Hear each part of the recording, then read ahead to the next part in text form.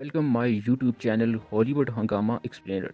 तो गाइस, आज मैं आपके लिए लाया हूँ mission impossible dead reckoning movie की एक्सप्लेनेशन। और इस मूवी की फ्रेंचाइज की खास बात ये होती है कि सारी मूवी की स्टोरी एक दूसरे से अलग होती हैं।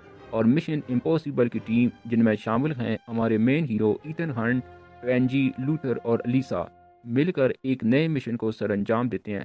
तो इसी के साथ इस मूवी का 7वें हिस्से का पहला पार्ट, यानी इस मूवी का सेकंड पार्ट भी, जो कि नेक्स्ट ईयर 2024 में आएगा। तो अब बिना किसी देरी के शुरू करते हैं आज की एक्सप्लेनेशंस। फिल्म के शुरू में हम एक रशियन सबमरीन सेवेस्टोपोल को देखते हैं, जहां एक ऐसा एआई था जिसका काम था गायब रहकर दूसरे मुल्कों की खुफिया मालूमात निकालना। अब यहाँ ये होता है कि इसका एआई मैट्रिक ऑन किया जाता है। ये एआई इंटेलिजेंट अपने वजूद में आ जाता है। इसे आम तौर पर आप एग्जैक्ट भी कह सकते हैं। अब जैसे ही ये एआई स्टार्ट होता है तो ये खुद के दिमाग से सोचना शुरू कर देता है। इस सबमरीन के थोड़ी दूर आगे जाने पर इन्हें एक अमेरिकन सबमरीन दिखाई पड़ती है, जो कि इनके ऊपर अपना एक टॉर्पीडो फायर करती है। तो बचाव के लिए सेवेस्टोपोल भी इन पर फायर करता है, लेकिन थोड़ी देर में वहाँ अमेरिकन सबमरीन गायब हो जाती है, जिससे रशियन ऑफिसर को लगा था कि शायद इनको भड़काने के लिए अमेरिकन की कोई चाल हो, और ये सोचकर वो अपने फायर होल को बंद कर देते हैं। लेकिन थोड़ी देर में इनका छोड़ा गया मिसाइल इन्हीं की तरफ बढ़ रहा था, और जैसा कि उन्होंने खुद का फायर होल बंद कर दिया था, तो वो अगेन फायर बैक करके इस मिसाइल को मार भी नहीं सकते थे। और अब वो एआई, जो कि अपने आप में काम में आ चुका था, इसने इनका पूरा सिस्टम भी हैक कर लिया था।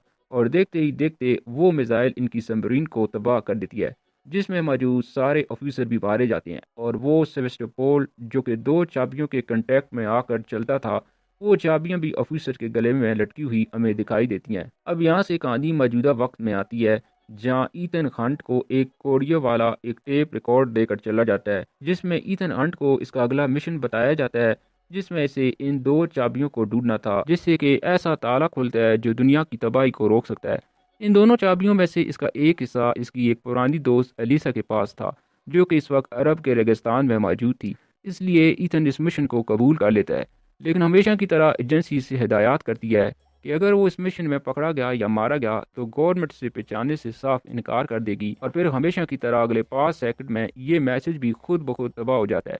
और फिर शुरुआत होती है अरब के इस रेगिस्तान से, जहाँ ईथन हंट बचाने निकला था अपनी दोस्त एलिसा को। लेकिन इसी बीच इसको मारने के लिए कुछ लोग इसके पीछे पड़ जाते हैं, जिन्हें तलाश थी इसी चाबी की। लेकिन ईथन हंट भी इन सब लोगों का सफाया करके अपनी दोस्त एलिसा को बचा लेता है, और इस तरह ईथन को इन दोनों चाबियों में से एक हिस्सा मिल जाता है। अब ये हिस्सा इसे आईएमएफ के हेड कैटरीज को देना था, जो कि वाशिंगटन में अपने गवर्नमेंट एजेंटों के साथ इस चाबी पर बहस कर रहे थे। इन अमेरिकन का मानना था कि रशिया के पास एक ऐसी टेक्नोलॉजी है जो कि इस चाबी के ज़रिए खुल सकती है, पर वो क्या है इन्हें ये नहीं पता। अब इसलिए कैटरीज ने ये पता लगाने के लिए ये काम अपने बेस्ट एजेंट हंट को दिया था, ताकि वो इनको वो चाबी ला कर दे। अब वहीं पर हमें पता चलता है कि अलीसा को मरवाने की कोशिश कैटरीज ने ही की थी। और ये सुनते ही ईथन हंट ऑफिस में सब पर बेहोशी की गैस फेंकता है और अपना मास्क उतारता है। दरअसल ईथन हंट यहाँ योगी नाम के एक एजेंट का मास्क पहनकर ये जानने के लिए आया था कि आखिर अलीसा को कौन मारना चाहता था और इस चाबी से आखिर क्या खुलता था। अब इन सब एजेंट को बेहोश करके वो चाबी भी ईथन कैटरीज को देने की बजाय खुद रख लेता है।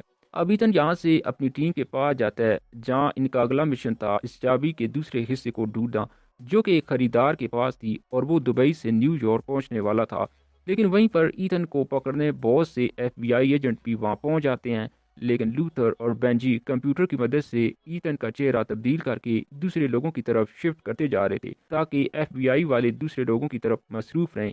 लेकिन तभी ईथन को पता चलता है कि वो चाबी जो इस खरीदार के पास थी, इसकी डील से पहले ही एक चोर ने छुड़ा ली है, जिसका नाम था ग्रेस।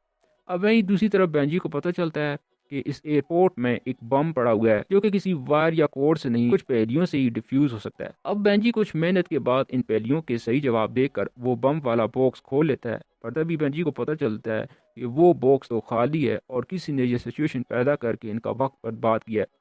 अब दूसरी तरफ ईथन को भी पता चल गया था कि वो चाबी ग्रेस नामी लड़की ने चुराई है, जिसके बाद ईथन और इसकी टीम ग्रेस को पुलिस के जरिए से पकड़वा लेते हैं।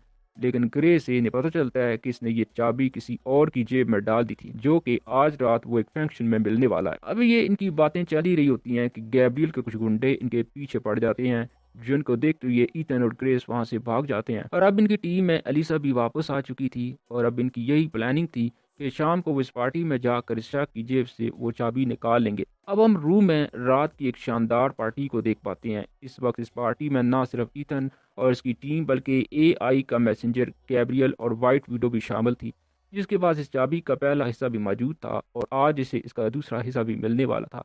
खैर अब ग्रेस को इस आदमी से वो चाबी फिर से चुरा लेती है, लेकिन वो इस चाबी की सेफ्टी के लिए इसे वाइट विडो के भाई की जेब में डाल देती है ताकि इन तीनों की चेकिंग यानी ईथन, हंट, अलीसा और ग्रेस के पास वो चाबी ना मिले। इसके बाद एआई अपनी कैलकुलेशन लगाते हुए गैब्रियल से कहता है कि वो चाबी से अगले दिन ठीक 12 बजे रेलवे स्टेशन में मिलेगी। खैर अब इन तीनों के वहां से भागने के लिए वो सब इन पर फाइट करते हैं, जो कि बहुत लंबी देर तक चलती है और इसी फाइट के बीच गैब्रियल एलिसा को मार देता है, जिसको देखकर ईथन एकदम गुस्से में आ जाता है। पहले तो ईथन ये काम एजेंसी के लिए कर रहा था, लेकिन अब इसका ये मामला ज़ाती बन चुका है क्योंकि एलिसा इसकी पुरानी बेस्ट फ्रेंड थी। इसलिए वो फैसला करता है कि वो दोनों चाबियों को अपने पास रखेगा और गलत हाथों में नहीं पड़ने देगा। वाइट विडो जो कि एक डीलर है, इसका बॉस आज से वो चाबियां लेने वाला था, लेकिन इसके पास सिर्फ एक ही चाबी थी। लेकिन इसको ये नहीं पता था कि दूसरी चाबी इसके भाई की जेब में है। अब ईथन का प्लान था कि वो वाइट विडो का चेहरा ग्रेस को लगाएंगे और ग्रेस इसके भाई की जेब से वो चाबी निकालेगी। अब ये सुनने में तो काफ़ी आसान था, लेकिन करने में बिल्कुल गड़बड़ हो जाती है क्योंकि फ्यूचर प्रोडेक्ट करने वाला गैब्रियल ट्रेन की ब्रेक्स को फेल कर देता है।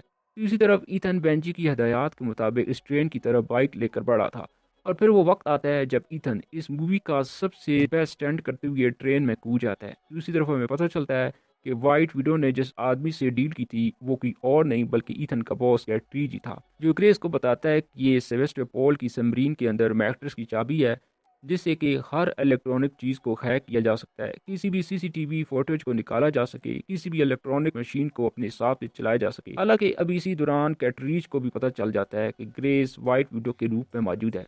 अब ग्रेस को भी पता लगने लगा था कि अगर इसने ये चाबी कैटरीज को दे दी तो वो इस चाबी का गलत इस्तेमाल करते हुए दूसरे मुल्कों पर भी राज कर सकता है। और अब इसी चाबी के लिए फिर से ट्रेन में बहुत सारी फाइट होती है, जहां ईथन हंट भी पैराशूट के जरिए ट्रेन में पहुंच चुके थे। ट्रेन के ऊपर ईथन और गैब्रियल के जरिए बैक टू बैक फाइट होती है और इस फाइट के दौरान ट्रेन क्रैश हो जाती है, लेकिन वक्त से पहले ही ट्रेन को ग्रेस ब्रेक लगा देती है और आखिर में ईथन गैब्रियल से वो चाबियां चुरा लेता है। और अब ईथन तैयार होता है इस चाबी के जरिए सेवेस्टोपोल में एआई मैटर को ख़त्म करने के लिए। और इसी सस्पेंस के साथ इस मूवी का ये पार्ट यहीं पर ख़त्म हो जाता है। नाजरीन, इस मूवी का सेकंड पार्ट उम्मीद है कि 2024 में आएगा और आगे हम जानेंगे कि ईथन किस तरह इस मिशन को पूरा करते हैं। फिलहाल के लिए खुदा हाफिज़।